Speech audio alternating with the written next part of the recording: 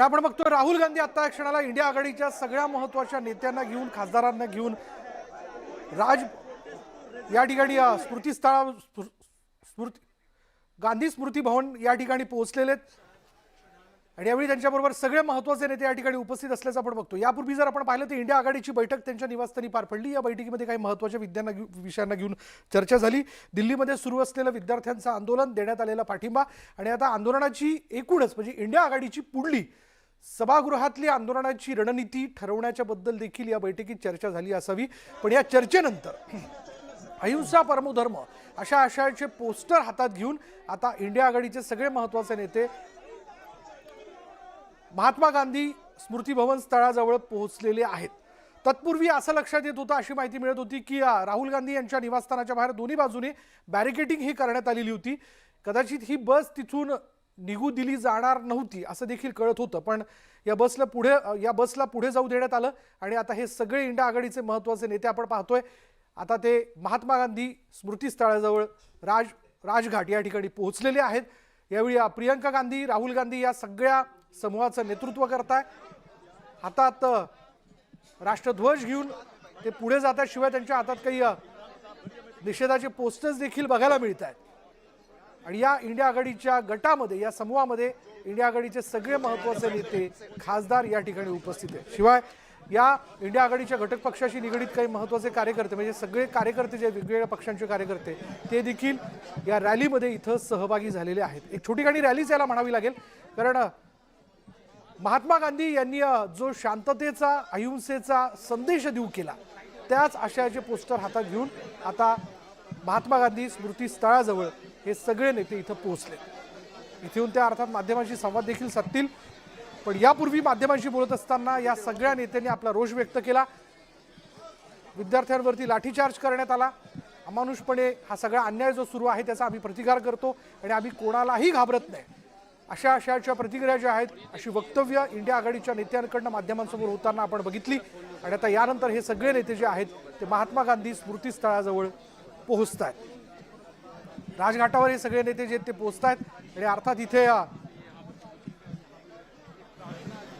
या स्थळावरती येऊन कदाचित ते शांततेत बसू शकतात, घडलेल्या घटनेचा शांततेत निषेध व्यक्त करू शकतात आणि काही वेळ बसल्यानंतर अर्थात माध्यमांशी संवाद साधताना आता काय प्रतिक्रिया मिळत आहेत हे देखील आपल्याला थोड्याच वेळात कळेल।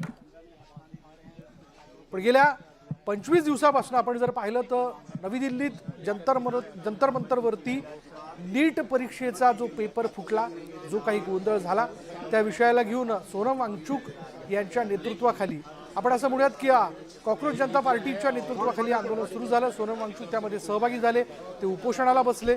त्यांच्या उपोषणाचा आजचा जर आपण बघितला तर 25वा दिवस आहे।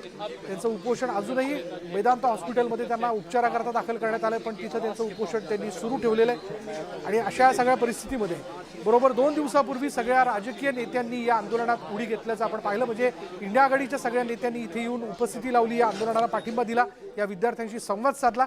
आणि आत्तापर्यंत या आंदोलकांशी सरकारच्या वतीने कोणी का संवाद साधला नाही हा देखील उपस्थित झाला। जर वेळीच हा संवाद साधला गेला असता तर हे आंदोलन जे आहे अशा पद्धतीने चिघळलं नसतं, किंवा हा जो विद्यार्थ्यांवरती लाठीचार्ज करण्यात आला तो झाला नसता, किंवा तो लाठीचार्ज नेमका कोणी केला, तो का करण्यात आला। जेव्हा की विद्यार्थी हात जोडून त्या ठिकाणी शांततेने आपल्या मागण्या मांडण्याचं काम करत होते, निषेध व्यक्त करत होते, आपल्या मागण्या त्यांनी समोर ठेवलेल्या होत्या, मग हा लाठीचार्ज करण्याचा ऑर्डर कोणी दिला, हे आदेश कोणी दिले, या संदर्भातली चौकशी केली जावी अशी देखील मागणी जी आहे त्या विद्यार्थ्यांकडनं करण्यात आली, या नेत्यांकडनं करण्यात आली। राहुल गांधींनी पंतप्रधान नरेंद्र मोदींच्या निवासस्थानासमोर आंदोलन केलं, ठिय्या आंदोलन केलं।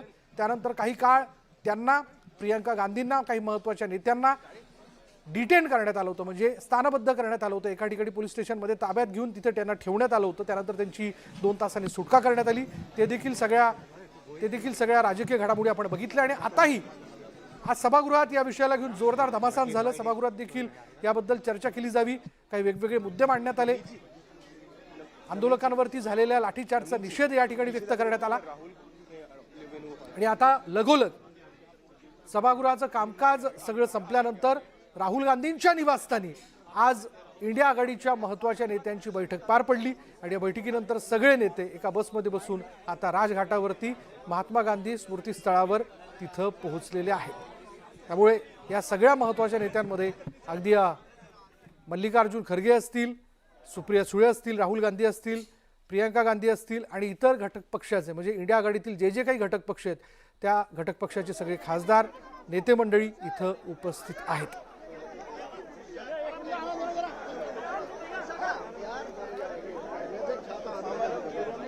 विद्यार्थ्यांवरती झालेला लाठीचार्ज, त्या चित्राचे त्या आशयाचे पोस्टर्स या सगळ्या नेत्यांच्या हातात आहेत. अहिंसा परमो धर्म असं म्हणत हे पोस्टर उंचावत सगळे नेते या ठिकाणी राष्ट्रध्वज हातामध्ये घेऊन उभेत. थोड्याच वेळात इंडिया आघाडीची या सगळ्या आंदोलनाच्या पार्श्वभूमीवर असणारी पुढली वाटचाल, पुढली रणनीती याबद्दल देखील राहुल गांधी माध्यमांशी संवाद साधू शकतात. त्यामुळे आता सगळे नेते जे आहेत ते स्मृतीस्थळावर इथे उपस्थित असल्याचं आपण पाहतो.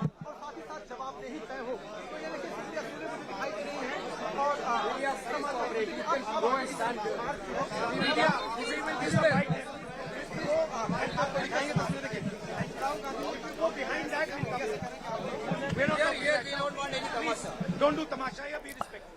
So please go there kindly. Thank you. Okay.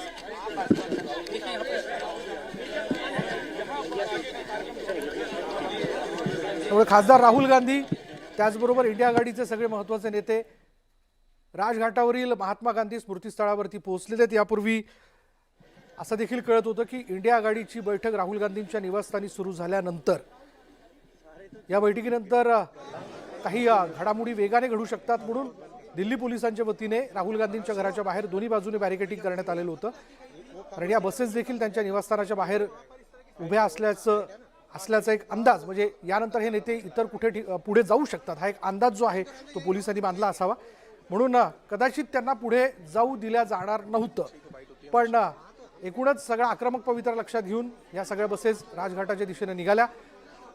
घटक पक्षाचे, काँग्रेसचे सगळे महत्त्वाचे कार्यकर्ते मोठ्या संख्येने या ठिकाणी उपस्थित होते. निषेधाच्या घोषणा दिल्या जात होत्या आणि अखेर या बसेस राजघाटावरती पोहोचल्या.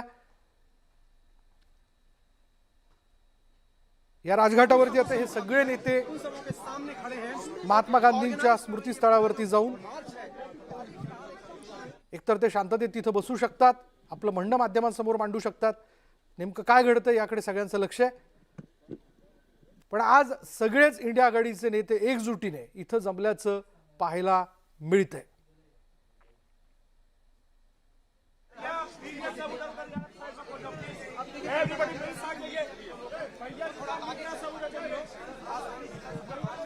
ज्यावेळेस इंडिया आघाडीची बैठक पार पडली त्यानंतर सगळे खासदार बसमध्ये बसून निघाल्याची दृश्य आता या क्षणाला ते स्मृतीस्थळावरती पोहोचलेले आहेत. पण त्यापूर्वीची दृश्य आपण बघतोय आपल्या दर्शकांसाठी. नवी दिल्लीत नेमकं काय घडतंय? एकीकडे जंतर मंतरवरती विद्यार्थ्यांचं आंदोलन कायम आहे. जंतर मंतर हे स्थळ कॉक्रोच जनता पार्टी आणि त्यांच्या आवाहनावरती जमलेल्या कार्यकर्त्यांनी अजूनही सोडलेलं नाहीये. तिथं ते आपल्या मागण्यांवरती ठाम आहेत. त्यांनी आपली प्रमुख मागणी जी आहे ती त्या ठिकाणी समोर ठेवलेली आहे. शिक्षण मंत्री धर्मेंद्र प्रधान यांनी आधी राजीनामा द्यावा, शिवाय झालेल्या एकूण सगळ्या गोंधळाबद्दल चर्चा व्हावी. ज्या विद्यार्थ्यांनी आत्महत्या केली त्यांना त्याबद्दल आर्थिक स्वरूपात भरपाई मिळावी, अशा वेगवेगळ्या मागण्या ज्या त्यांनी समोर ठेवलेल्या आहेत.